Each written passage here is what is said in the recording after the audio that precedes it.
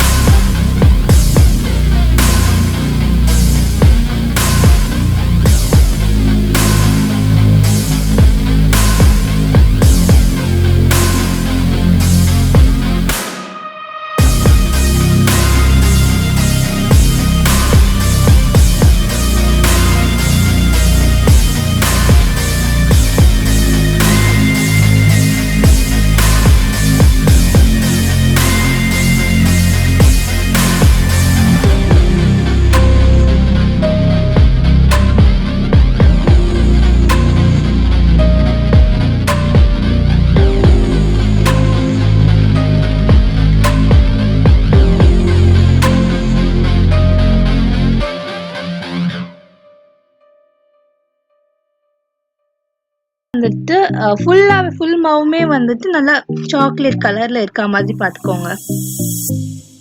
So நல்லா கலக்கி விட்டே இருங்க. இன்கேஸ் உங்களுக்கு வந்துட்டு ரொம்ப திக்காயிடுச்சு அப்படின்னா நீங்கள் கொஞ்சம் பால் மட்டும் ஊற்றிட்டு கொஞ்சம் நார்மல் கன்சிஸ்டன்சி, ஒரு பர்ஃபெக்ட் கன்சிஸ்டன்சி வர வரைக்கும் நீங்கள் நல்லா பண்ணிக்கோங்க. ரொம்பவும் தண்ணியாக இல்லாத மாதிரி பார்த்துக்கோங்க. ஸோ இந்த கன்சிஸ்டன்சி வந்ததுக்கு அப்புறமா நம்ம வெனிலா எசன்ஸ் எடுத்து வச்சிருந்தோம் இல்லையா, அதுவுமே வந்துட்டு நம்ம இதில் ஆட் பண்ணிக்கணும். ஸோ இதை ஆட் பண்ணிட்டு நம்ம என்ன பண்ணணும்னா, எந்த பவுலில் பட்டு போடணுமோ அந்த பவுலில் வந்துட்டு அலுமினியம் ஃபாயில் எதுவாக இருந்தாலும் ஓகே, அதில் வந்து ஃபுல்லாக ஆயிலில் வச்சு க்ரீஸ் பண்ணிக்கோங்க. உங்ககிட்ட வந்துட்டு ப்ரஷ் இருந்துச்சுன்னா ப்ரஷ் யூஸ் பண்ணிக்கோங்க. ப்ரஷ் இல்லைனாலும் நீங்கள் வந்து கையில் யூஸ் பண்ணிக்கோங்க. எங்கிட்ட ப்ரஷ் இருக்குது, பட் தென் நாங்கள் நார்மலாக இப்படி யூஸ் பண்ணோம் அப்படின்னு தான் பார்க்குறோம். அடுத்து வந்துட்டு நம்ம மைதா கொஞ்சம் எடுத்துருக்கோம் இல்லையா, அது வந்துட்டு மைதா வந்துட்டு ஃபுல்லாகவே எல்லா இடத்துலையுமே பரவுற மாதிரி ஃபுல்லாக தடவி விட்டுருங்க. அண்ட் இன்கேஸ் உங்கள்கிட்ட பட்டர் பேப்பர் யூஸ் பண்ண முடியல இல்லை அப்படின்னா எமர்ஜென்சிக்காக நம்ம என்ன பண்ணலாம்னா, நார்மல் ஒயிட் பேப்பர் இருக்கும் இல்லையா, அந்த பேப்பர் வந்துட்டு நீங்கள் எந்த பாத்திரத்தில் வைக்கிறீங்களோ அதோட சைஸுக்கு ஏற்ற மாதிரி நீங்கள் அதை கட் பண்ணிவிட்டு அதை வச்சுருங்க. அண்ட் அது மேலே நம்ம ஆயில் போடணுன்ற அவசியம் இல்லை.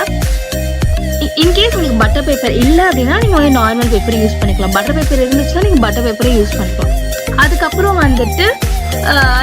வந்துட்டு நம்ம என்ன பண்ண போறோம்னா, நம்ம ஃபுல்லாக மாவு எடுத்து வச்சிருந்தோம் இல்லையா அந்த கேக் ஃப்ளார், அதை வந்துட்டு இதில் போட்டு நல்லா வந்து தட்டி விட்டுக்கோங்க. ஸோ தட் வந்து பபிள்ஸ் இல்லாத மாதிரி பார்த்துக்கோங்க. பபிள்ஸ் இருந்தால் அங்கங்கே ஒரு மாதிரி கட்டி கட்டியாக ஆகிடும். ஸோ நல்லா அது ஃபுல்லாக போட்டதுக்கப்புறம் நல்லா தட்டி விடுங்க. அது ஈவனாக இருக்க மாதிரி பாருங்கள். அண்ட் ஹவனில் வந்து நம்ம எவ்வளோ டெம்பரேச்சர் இருக்கணும், 175 டிகிரி வந்து 35 மினிட்ஸ் கிட்ட வைங்க. எங்களில் யூஸ்வலாக வந்துட்டு 10 மினிட்ஸ் வச்சாலே போதும். ஸோ அந்த சைடு எல்லாமே வந்துட்டு பிரியற லைக் விலகி வரைக்கும் இருக்கணும். நீங்கள் இன்பிட்வீன் வந்துட்டு நீங்கள் ஓப்பன் பண்ணி ஏதாச்சும் ஒரு ஃபோக்கோ இல்லை ஏதாச்சும் ஒரு ஸ்டிக் வச்சு நீங்கள் குத்தி பாருங்கள். குத்தி பார்க்கும் போது அது தனியாக வருதான்னு பாருங்கள். இன்கேஸ் உங்களுக்கு அது குத்தி பார்க்கும் போது மாவு நல்லா ஒட்டி இருந்துச்சுன்னா அது வேகலைன்னு அர்த்தம். ஸோ நீங்கள் எடுக்கும் போது வந்துட்டு மாவு எதுவுமே இல்லாமல் அந்த என்ன ஸ்டிக்கு விடுறீங்களோ அது மட்டும் அப்படியே வரணும். ஸோ இப்போ நான் குத்தி காமிச்சிருக்கேன். அதில் வந்து எனக்கு ஆக்சுவலி எதுவுமே படவே இல்லை. ஸோ அந்த கன்சிஸ்டன்சி இருக்க வரைக்கும் நீங்கள் எடுத்துக்கோங்க. அது ரொம்பவும் வந்துட்டு ஹார்ட் ஆகிடுச்சுன்னா உங்களுக்கு ஒரு பிஸ்கெட் மாதிரி ஆகிடும். ஸோ நீங்கள் வந்துட்டு ஸ்மெல் வர ஆரம்பிச்சிருச்சு இல்லை தீர ஸ்மெல் வரைக்கும்லாம் விடாதீங்க. ஒரு பர்ஃபெக்ட் ஸ்மெல் வந்ததே எடுத்துருங்க. அண்ட் அது அப்படியே வந்துட்டு கவுத்து போட்டு எடுக்க வேண்டியது தான். நாங்கள் கொஞ்ச நேரம் எடுத்து வெளில வைங்க. ஒரே சூடுலேயே எடுத்து பண்ணிடாதீங்க. கொஞ்சம் நேரம் அது ஹார்னதுக்கு அப்புறமா பண்ணுங்கள். ரொம்ப சூடில் பண்ணிங்கன்னா உங்களுக்கு வந்துட்டு அது ஒழுங்காக வராது. அண்ட் நம்ம பேப்பர் போட்டிருந்ததை வந்துட்டு அப்படியே பேப்பர் எடுத்து விட்டுட்டு நீங்கள் அப்சைட் டவுனாக மாற்றிட்டு நீங்கள் ஈஸியாக கட் பண்ணிக்கலாம்.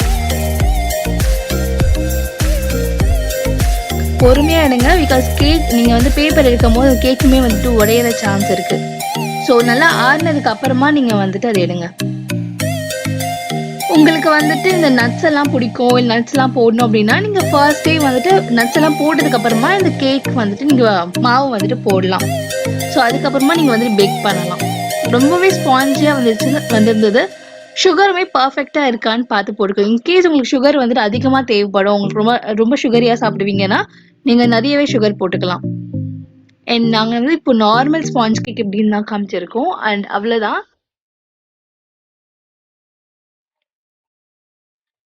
இன்கேஸ் உங்களுக்கு ஏதாவது சுகர் சாக்லேட் சிரப் வேணும் அப்படின்னா கூட நீங்கள் வந்து ஆட் பண்ணிக்கலாம் இதில்.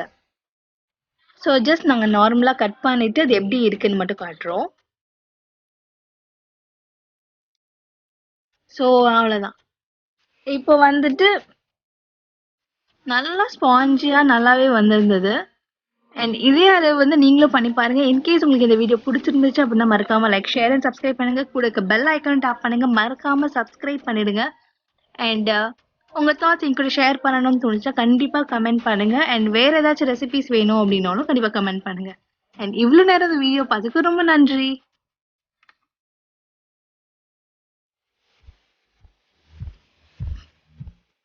Ta-ta, bye-bye.